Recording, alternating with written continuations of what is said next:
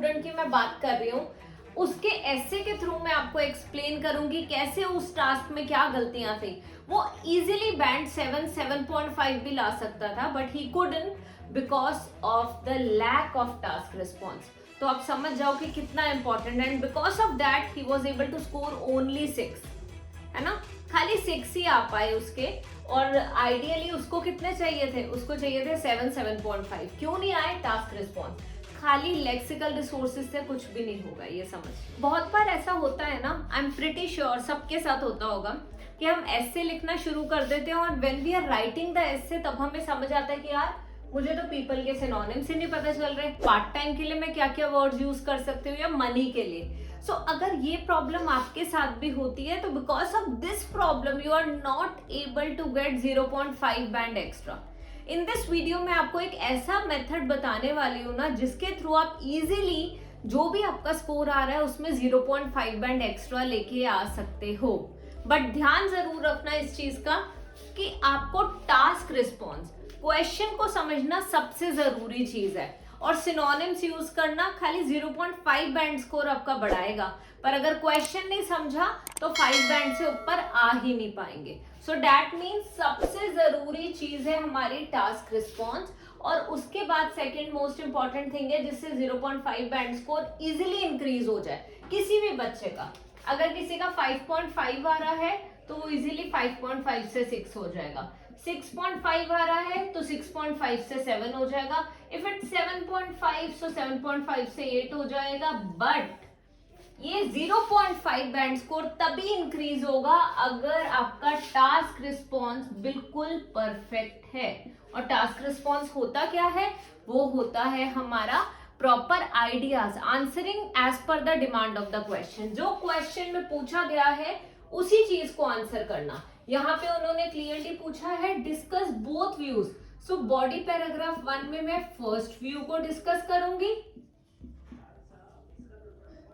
And body paragraph 2 में I will be discussing second view. However, they have asked about opinion as well.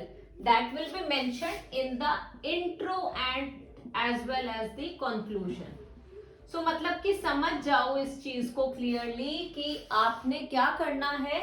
You have to state, ठीक है, discussion ऐसे में दोनों ideas को अलग अलग पैराग्राफ में एक्सप्लेन करना है, एंड योर ओपिनियन जो है वो इंट्रो और कंक्लूजन दोनों में होना चाहिए।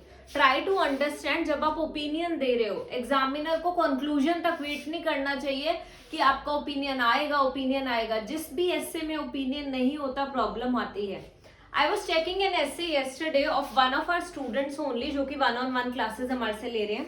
यूजुअली होता क्या है कि 1-on-1 क्लासेस के लिए वही लर्नर्स आते हैं जिन्हें 1 या 2 मॉड्यूल्स में बहुत ज्यादा प्रॉब्लम आ रही है, और हम सजेस्ट भी तभी करते हैं। अगर आप रीडिंग लिसनिंग नहीं कर पा रहे, will suggest you to watch our videos, will suggest you to practice. But अगर आपकी राइटिंग और स्पीकिंग में प्रॉब्लम है, you do need evaluation, then you should certainly join us. So उस स्टूडेंट का ऐसे काफी अच्छा था। उसने वर्ड्स बहुत ही हाई फाई यूज कर रखे थे, लेक्सिकल रिसोर्सेज बहुत ही अच्छे से यूज कर रहे थे। हाउएवर टास्क रिस्पॉन्स बहुत ज्यादा वीक था। आइडिया समझ ही नहीं आ रहा था कि हाउ इज ही आंसरिंग, पता ही नहीं चल रहा था कि क्वेश्चन की डिमांड को आंसर करा भी है कि नहीं करा, पता ही नहीं चल रहा था कि उस स्टूडेंट को क्वेश्चन समझ भी आया है या नहीं समझ आया है। So the conclusion, the crux of this is कि टास्क रिस्पॉन्स उतना ही इंपॉर्टेंट है जितना कि इंपॉर्टेंट है एक ऐसे की प्लानिंग करना। सो टास्क रिस्पॉन्स करो, प्लानिंग करो, 0.5 बैंड स्कोर इंक्रीज करने के लिए इजीली सिनोनिम्स यूज कर दो। अब अगर आप चाहते हो, जिस स्टूडेंट की मैं बात कर रही हूँ उसके ऐसे के थ्रू मैं आपको एक्सप्लेन करूंगी कैसे उस टास्क में क्या गलतियां थी। वो इजीली बैंड 7.5 भी ला सकता था, but he couldn't because of the lack of task response. तो आप समझ जाओ कि कितना important, and because of that he was able to score only 6, है ना।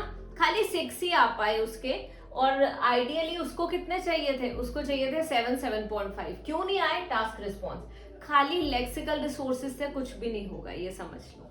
Now let us proceed further.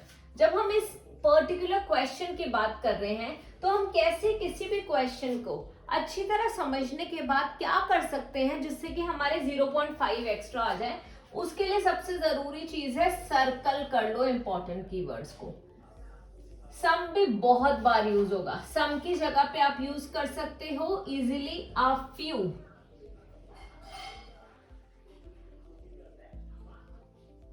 ठीक है, पीपल बहुत बार throughout the essay use होगा।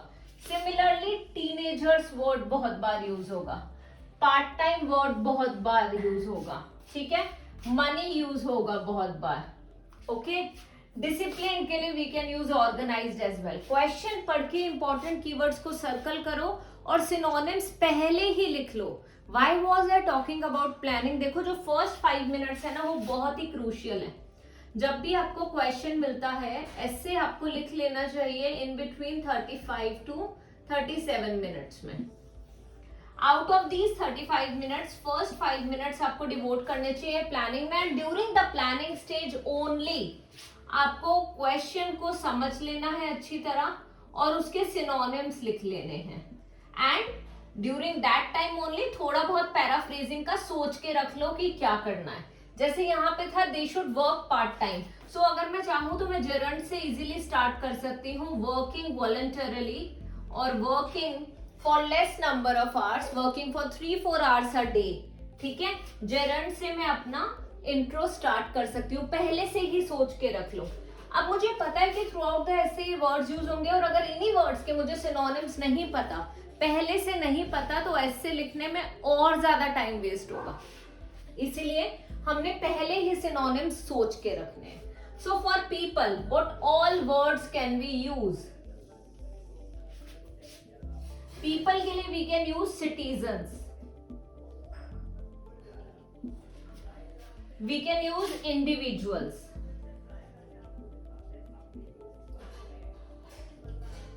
we can use mankind, we can use populace,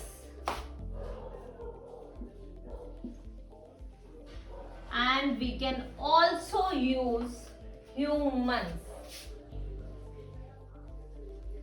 अब बहुत सारे स्टूडेंट्स मुझे पता है यहाँ पे सोच रहे होंगे कि मैम हम मासेस और फॉक्स यूज कर सकते हैं। सो मैं क्लियरली यहाँ पे आपको एक ही आंसर दूंगी कि नहीं यूज कर सकते। Do not use masses and folks, ये दोनों इनफॉर्मल वर्ड्स हैं। मासेस भी नहीं यूज करना, फॉक्स भी नहीं यूज करना। These two words are totally informal. So for people you can use such words: citizens, individuals, mankind, populace, human. You can use all such words. Okay? Now this part is clear to you. ये हमारा first word था। Say की जगह पे we can use opine, we can use reckon, we can use believe, we can use think. बहुत सारे words आ जाते हैं, है ना? They have this view, ऐसा भी कुछ use कर सकते हैं। बस ध्यान रखना है कि सिनोनिम्स पहले 5 मिनट में लिख लेने हैं। ये फर्स्ट 5 मिनट्स ही आपके 0.5 बैंड स्कोर इंक्रीज करने वाले हैं फॉर श्योर।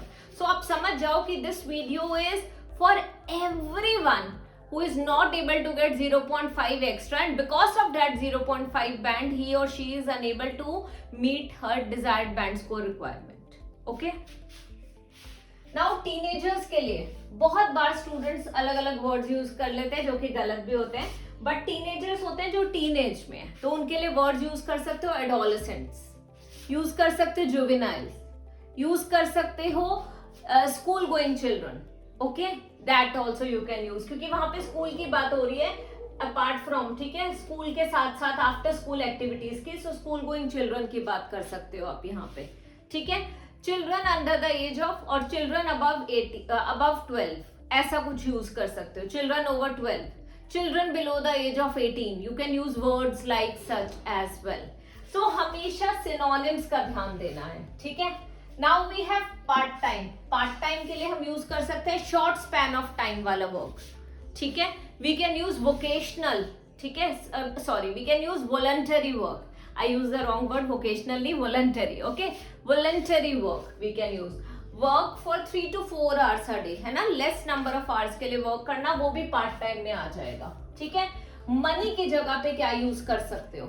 मनी की जगह पे यूज कर सकते हो रेम्यूनरेशन। मैं लिख के दिखाती हूँ आपको ये। For money you can easily use salary, पे, wages and remuneration. REMUNERATION, remuneration. So these are the words which you can use for money. जब हम डिसिप्लिन की बात कर रहे हैं तो उसकी जगह पे हम लोग ऑर्गेनाइज यूज कर सकते हैं. There are a lot of words which we can use, but वो सारी चीज कब करनी है हमने? In the first 5 minutes. Now ये आपको समझ आ गया कि कैसे आप इजीली 0.5 बैंड स्कोर इंक्रीज कर सकते हो, और ये हर एक लर्नर के लिए वीडियो बहुत जरूरी है. Even if you have your exam tomorrow, आज ये वीडियो देख के आपका स्कोर जरूर अच्छा आ सकता है. Even if you have your exam a week after then also. So ये वीडियो हर किसी को बेनिफिट करने वाली है, और वीडियो को एंड तक जरूर देखना. अब टीनेजर्स हमने ऑलरेडी यूज करा है. Sacrifice their rest, after school activities की जगह पे हम यूज कर सकते हैं एक्स्ट्रा करिकुलर एक्टिविटीज. ठीक है. We can also use fun activities. They'll not get time for fun activities. They'll not get time for rejuvenation. They'll not get time to play. They'll not get time for extracurricular activities. So इस तरीके से हमने ध्यान रखना है कि वो exactly पूछना क्या चाह रहे हैं, और वही वो आफ्टर स्कूल एक्टिविटीज के लिए जो जो वर्ड्स हमारे माइंड में आते हैं वो हमने पहले ही लिख के रख लेने हैं. बस आप ये मेथड फॉलो करो. फर्स्ट 5 मिनट्स में प्रॉपरली प्लानिंग कर लो एंड देन प्रोसीड फर्दर. इतना फॉर श्योर है कि 0.5 एक्स्ट्रा आ जाएगा अगर 5.5 पे स्टक हो तो भी. बट अगर टास्क रिस्पॉन्स वीक है तो कुछ नहीं होगा. I don't want to misguide you guys. देखो ऐसा नहीं है कि वीडियो पे व्यूज आ जाएं उसके लिए मैं आपको कुछ भी नहीं बोलना चाहूंगी. सिनोनिम्स बहुत जरूरी हैं, बट सबसे जरूरी टास्क रिस्पॉन्स ही है. No matter what your band score requirement is, be it 6, 6.5, 7, 8, 9, whatever it is. अगर क्वेश्चन नहीं समझा, as per the demand of the question ideas नहीं लिखे, तो कितने भी अच्छे सिनोनिम्स यूज कर लो, स्कोर नहीं आएगा. और ऐसा ही कुछ मेरे एक स्टूडेंट के साथ हुआ जो कि मैंने डिस्कस करा था. If you want me to shoot a video and evaluate that essay, जिसमें उस लर्नर के लेवल बहुत अच्छा था, 7, 7.5 इजीली आ सकते थे, बट उसका टास्क रिस्पॉन्स इतना वीक था जिसकी वजह से इतनी अच्छी वो कैप के बाद भी I couldn't give him more than 6. और वो भी 6 भी इसीलिए क्योंकि एक बॉडी पैराग्राफ में आइडिया ठीक था, फर्स्ट में गलत था, थर्ड में गलत था. That's why. So do let me know in the comment section if you want a video like such. And अगर आपके माइंड में और कोई सिनोनिम्स आते हैं पीपल के लिए, पार्ट टाइम के लिए, जो भी आते हैं मुझे कमेंट सेक्शन में बताओ. मैं थम्स अप या थम्स डाउन करके आपको बताऊंगी कि वो सिनोनिम्स ठीक है या नहीं है. और इसके लिए बहुत अच्छा मेथड है. बोनस टिप जो मैं एंड में आपको देना चाहूंगी वो ये है. मुझे तो ये सिनोनिम्स पता है और मेरे माइंड में तो अभी आ रहे हैं, because I have been teaching for a long time and like it's all about practice teaching and I prepare content as well. but आप लोग जब स्टूडेंट हो तो नहीं माइंड में आते. that time only you can use Google. you better use Oxford Dictionary. आप use कर सकते हो, Merriam Webster यूज कर सकते हो, एंड उससे आपको हेल्प मिलेगी फॉर सिनोनिम्स. पर सिनोनिम्स का बस ध्यान रखना कि अगर टीनेजर्स नाउन है तो बाकी के सिनोनिम्स भी नाउन ही होने चाहिए. पीपल नाउन है तो बाकी के सिनोनिम्स नाउन होने चाहिए. ठीक है. अब यहाँ पे डिसिप्लिन एडजेक्टिव है तो बाकी के सिनोनिम्स भी एडजेक्टिव ही होने चाहिए, जैसे कि हमने यहाँ पे डिस्कस करा था. ऑर्गेनाइज्ड हम यूज कर सकते हैं. ठीक है. So take care of this. That's all for this video. और अगर ये वीडियो अच्छी लगी हो तो share it with your friends, क्योंकि ये वीडियो किसी भी लर्नर को डिसअपॉइंट नहीं करने वाली है. थोड़ी सी लेंदी है, थोड़ा सा अच्छे से एक्सप्लेन करा है, पर इतना एक्सप्लेन करना है तो टाइम तो लगेगा ही. But I still tried to speak very fast. So I hope आपको ये हेल्प करेगी. Thank you so much.